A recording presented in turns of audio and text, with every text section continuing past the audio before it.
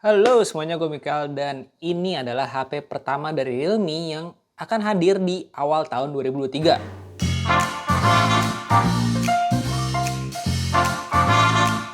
Ya, ini tuh Realme 10 Pro Plus. Langsung aja yuk kita buka si plastiknya biar nggak kinclong-kinclong. Nah, dusnya seperti biasa ya, kuning, cuman sekarang 10 Pro Plus Realme. Di sebelah kiri 10 Pro Plus 5G Realme.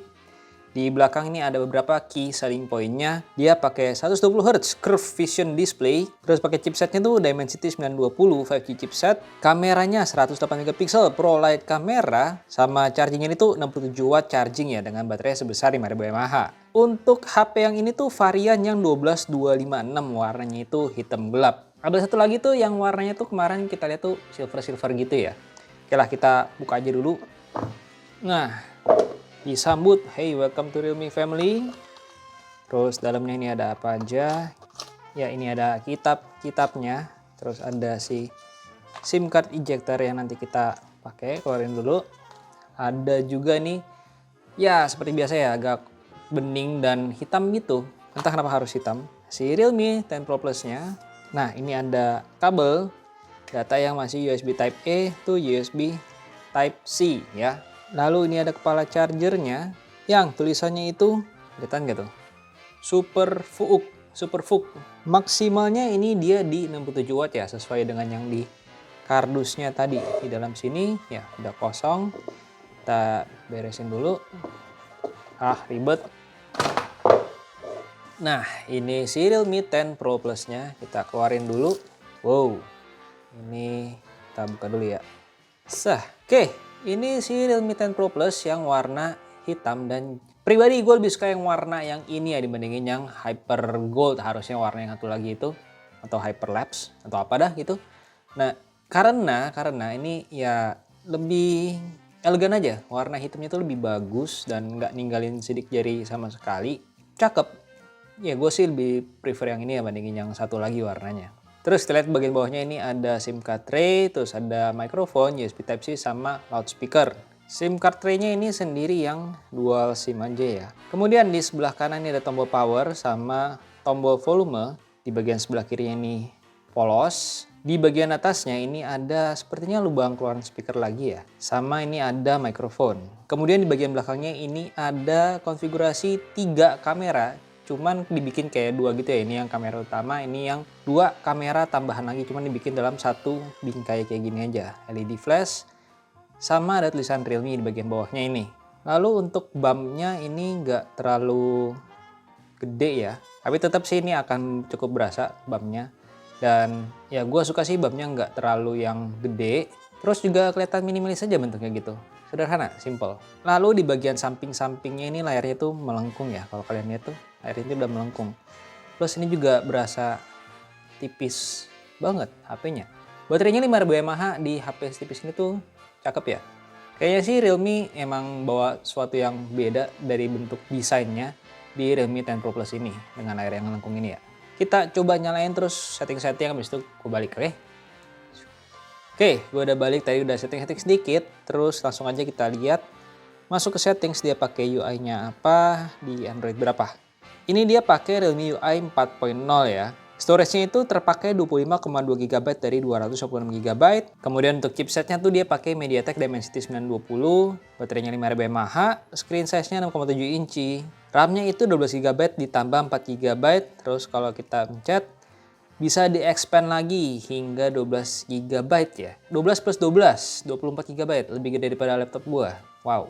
Kameranya ini depannya 16 megapiksel, belakangnya itu 108 megapiksel plus 8 megapiksel yang ultrawide sama 2 megapiksel untuk yang makro kamera. Sedangkan Android versinya itu di 13. Dengar-dengar sih dia bakalan dapat update selama 2 plus 3 ya. Jadi 2 tahun Android update sama 3 tahun untuk security update-nya. Kemudian untuk displaynya ini bisa diatur di 120 atau di 60. Seperti biasa gue pilihnya tuh auto select aja. Dan kalau kalian perhatikan tuh bezelnya itu sudah sama tipisnya ya. Ini secara desain wise tuh ini cakep sih.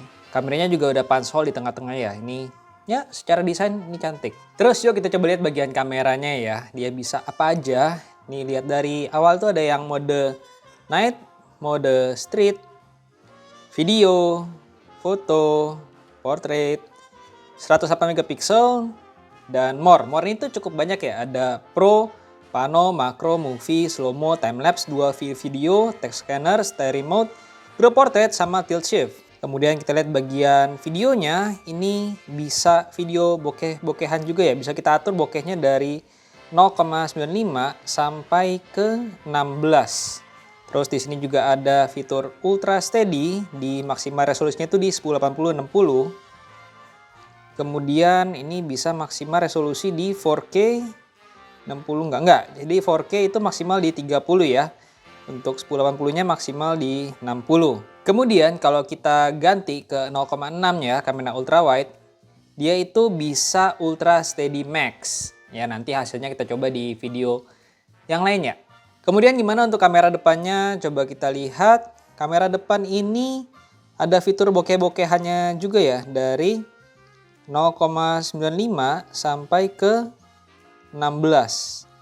Ya, sama kayak yang belakang ya. Terus ini dia bisa, untuk ngebokeh itu dia resolusinya di 720 doang. Oke, lalu untuk mode Ultra Steady-nya dia karena masih bokeh di 720 ya, cuman kalau nggak bokeh-bokehan dia mode Ultra Steady-nya maksimal di 1080, dan ini karena nggak redusan 30-60 jadi asumsi gue ini di 30 ya.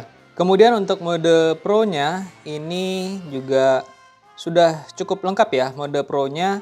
Terus di sini kita bisa pakai yang namanya mode RAW-nya ya, bisa pilih JPEG atau RAW. Tapi kalau mau nge-RAW harus mode Pro. Terus kemudian ada yang nanya juga biasanya tuh foldernya bisa digedein nggak? Nah ini jawabannya foldernya itu ya bisa digedein. Kita coba ya, pencet lamaan, enlarge folder. Nah gini, jadi buat yang suka foldernya yang gede-gede sekarang udah bisa.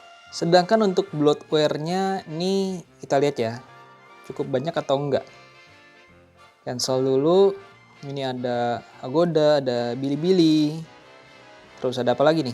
Realme Community, Google Pay, Hello. Cukup banyak ya ini aplikasi-aplikasi yang sudah terinstall di dalamnya. Ya bisa sih kita uninstall kalau emang kita nggak mau. Terus mungkin ada yang nanya lagi ya, ini sudah ada screen guard-nya belum? Jawabannya iya, ini sudah ada. Entah kelihatan atau enggak, cuman kelihatan tuh.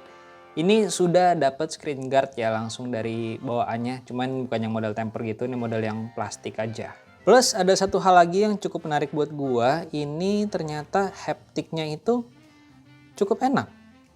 Iya, dari tadi gua nyobain ketik-ketik gitu ya, haptiknya ternyata cukup enak loh. Terus kalau di awal-awal update itu ya siapin kuota ya minimal tuh segini ya, 1,45 GB, soalnya kita harus update-update beberapa aplikasinya langsung. Lalu untuk layarnya kira-kira seperti ini ya.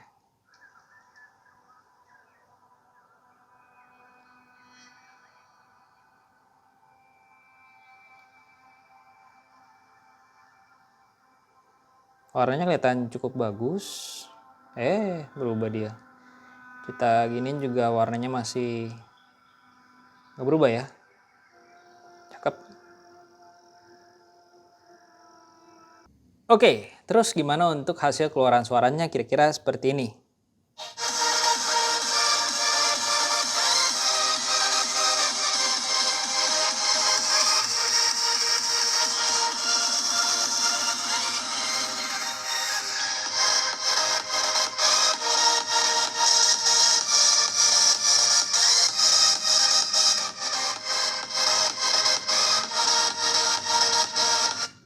Nah, kedengarannya suaranya tuh tadi cukup keras, dan ini tuh udah dua juga, atas bawah tuh ada speakernya, udah stereo. Di sini juga ada mode yang ultra volumenya ya, jadi 200%. Tapi kalau 200%, ya tadi treble-nya terdengar agak pecah sih di kuping gua. Kemudian untuk biometriknya sendiri tuh dia ada fingerprint scanner sama ada face recognition ya. Kita coba ya, seperti itu kira-kira untuk fingerprint scannernya. Cukup cepat ya. Terus terakhir kita coba pasangin sama si casingnya. Nah kalau pasang casingnya ada stikernya, cabut dulu, bikin jelek aja ini. Nah kalau pakai casingnya gini oke sih ya, ininya nggak gitu nonjol. Terus kalau kita taruh di meja Nah, nggak gitu goyang tuh. Masih sih, masih cuman nggak terlalu goyang lah ya. Ya, seperti ini kira-kira penampakan dari si Realme 10 Pro Plus. Untuk harga gue juga belum tahu berapa. Nanti ada update-nya gue taruh di kolom deskripsi mungkin ya. Nah, kira-kira apa sih yang pengen kalian tanya dari si Realme 10 Pro Plus ini? Coba tanyain aja di kolom komentar, ntar kalau bisa ya gue jawab. Oke, sekian dulu dan sampai jumpa di video berikutnya. Dah.